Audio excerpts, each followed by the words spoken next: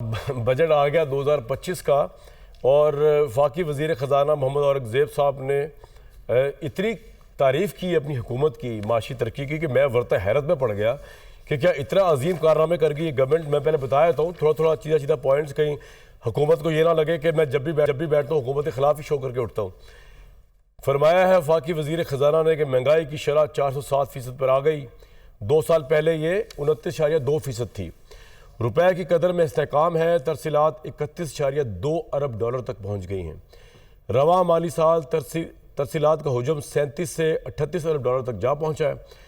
रवा माली साल के हवाले से ज़र मुबादला के ज़ख़ायर 14 अरब डॉलर तक पहुँच गए हैं। करंट अकाउंट 1.5 अरब डॉलर सरप्लस रहने का इम्कान है। FBR ने रवा साल 78.4 अरब के महासिल वसूल किए।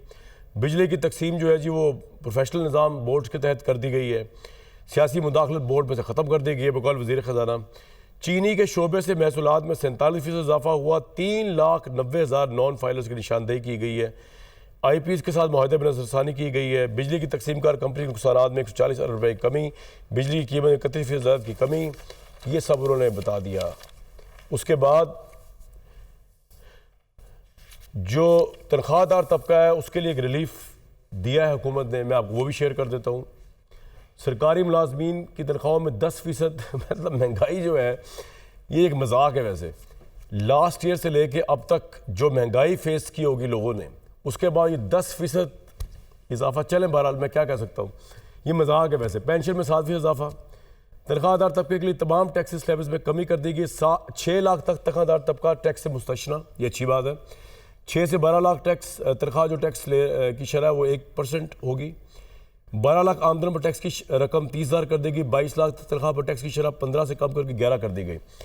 ये उन्होंने काम दिखाया है जिसको शायद थोड़ा सा अच्छा समझा जाए, लेकिन अगर आप महंगाई और परचेज वैल्यू लोगों के हाथ में देखें हम, उस हिसाब से कुछ भी नहीं है जो उन्होंने किया है, अगर आप मेरी ज़ाती राय लें इसके ऊपर तो। अच्छा जी, उसके बाद टैक्स जो लगाए इस हुकूमत ने, मेरा ख्याल से सिर्फ हवा और मौत को निकाल कर सारी चीज़ों पर टैक्स ऑलरेडी लगा हुआ था और उसमें मजीद इजाफा किया।